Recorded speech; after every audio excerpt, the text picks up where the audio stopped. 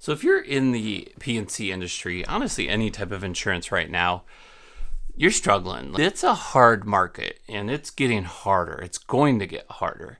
And I'm going to give you a little bit of a warning on what I foresee is going to happen in the future. And take it for what you will. Leave me a comments below and let me know what your thoughts are, if I'm completely crazy or if you can agree or see the patterns that I'm seeing. So right now, P&C's across the board on a pause. Most big companies, at least the ones that are competitive and very competitive, are taking on rate as quick as they can, but it's too long of a delay.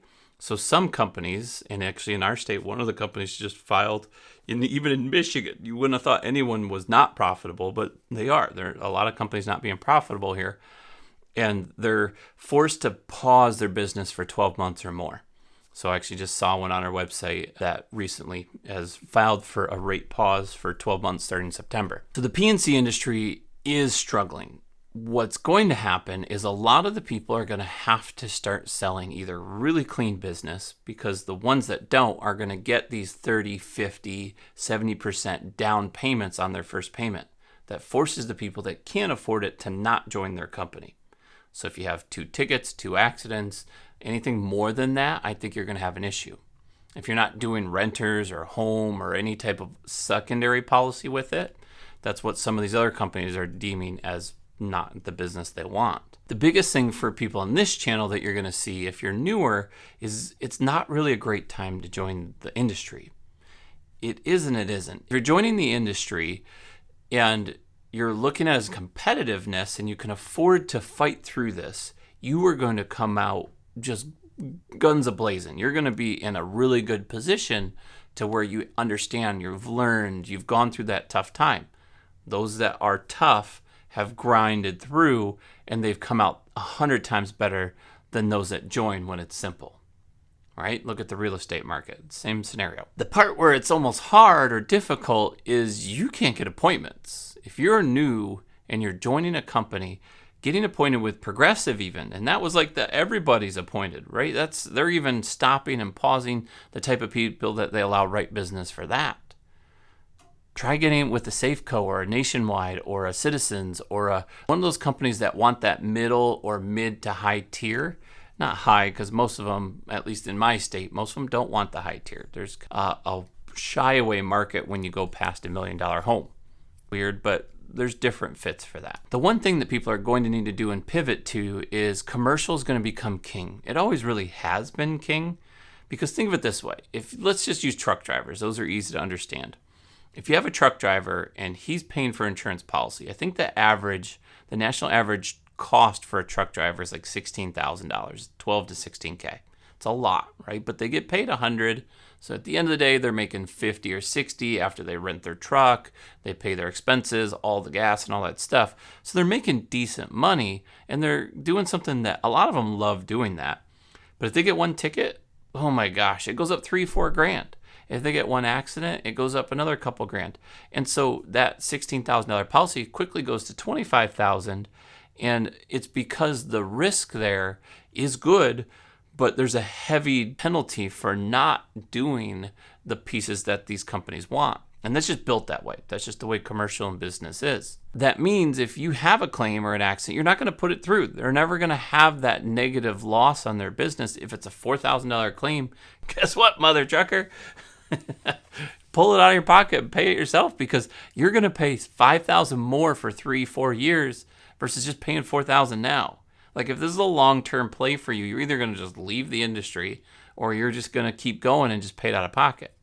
There's actually some industries for those shipping cars and giant trucks and Amazon vehicles and all that, where there are rules where if you get certain size dents or certain size damage, they back up into a mailbox. You have to get it fixed before you can get back on the road or be presentable. And there's companies that just do click, clean, and shine, $1,000 fix, $500 fix, get you back on the road. It doesn't have to be that high-end body shop that fixes those. So there's actually a market like that starting to show up. The problem is everybody under their sun wants to be some sort of an entrepreneur. There's a ton of realtors, there's a ton of mortgage brokers, there's a ton of business owners, actually one of the bigger things is a ton of like mental health people, and that's probably needed more now than any other industry. But there's all of these businesses, and a lot of them are startups. So what's happening is most of these startups don't have insurance. They don't know what insurance really was or is and what a liability policy is. What's a GL? What's a workman's comp? And what if I rent my house out for medical and then I let people stay, but then I want to drive them to the hospital? There was like 5 risks that we just named right there. So if you're into the industry, you're going to learn these pieces quickly. You'll quickly learn that commercial right now is king. That's where the profitability is, and that's where all of these eyes are going. And it's been that way for years. But there's still a market in the P&C industry. There's still companies that want that business.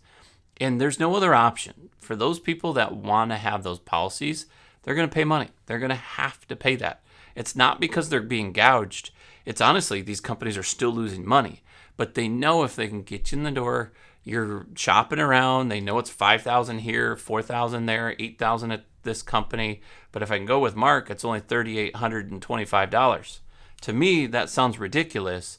But for someone that's checked 5 companies and 6 companies, and because of their insurance score and their cars and where they live and the location, all that, that is the best option for them. And so they'll join that.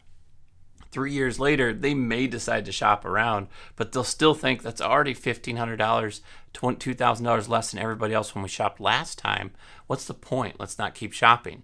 And so when the rate does catch back up, where all of these companies go around like a level playing field, there's a little bit of a leeway. They're not going to leave. They're going to stick with that. And so these companies do understand that part. So they're going to keep writing that type of business or allow you to, but they're going to slow it down. They're going to put what we're seeing as pre-bind pause. So when your risk pops up that they don't like, they're going to say, wait a minute, show me pictures of the roof. Show me pictures of the house. I want to see the water heater. I want to see the electrical box. I want to see all, and they're going to weed all of the stuff that they normally turn a blind eye to, and they're going to say, show me everything. I like it. Let's write it. I don't like it. Get rid of it. So they're going to be very picky and make the underwriters do the extra work and the agents do the extra work to essentially write the clean business. Not necessarily the good business, but the clean business. Same thing with car insurance. Like we just mentioned it earlier in the video, the different deductibles, the different rules. Some companies are asking for pictures of cars. It's not actually uncommon in most states, or at least some states. A lot of states do CARCO inspections, and those are things because there's a lot of fraud in those areas, but that could become a thing with us as well. So what do you do? Like you're stuck and you're like, I don't know what my next move is. Should I move forward? Should I not? Here's what I would suggest.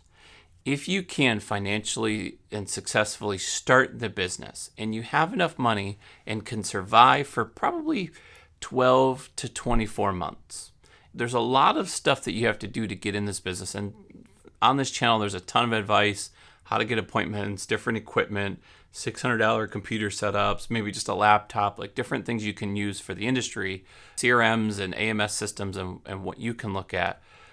But that part of it is the piece that you want to debate. Can I afford to do this while writing a little bit of business? You've got a kind of a learning curve to figure that part out. In the meantime, it's going to take you a lot longer. Should you join a management company or a network, and that's a hot topic on this channel too, is should you join a network that already has those? Be very careful. I've got some friends that have joined some of the larger networks still to get turned down by Progressive. So it isn't necessarily a guarantee. I would work very closely with the people that you're talking with to make sure you can get those appointments and have a confidence level that you know that you're going into it. Because some of the networks don't allow you to leave without some sort of penalty. I'd love to hear your thoughts and where you guys are at. Let me know in the comments below. If you are looking towards more of the network piece, I'll put the video up here that goes over that. If you're looking more of the startup and you're just starting a business, and I know this might have scared you and gave you a little bit of fear, but I know that if you can afford it's affordability to afford your learning experiences, then you're probably going to be fine. If not, check out my Start from Scratch 101. I'm Mark W. Flockhart. I'll see you soon.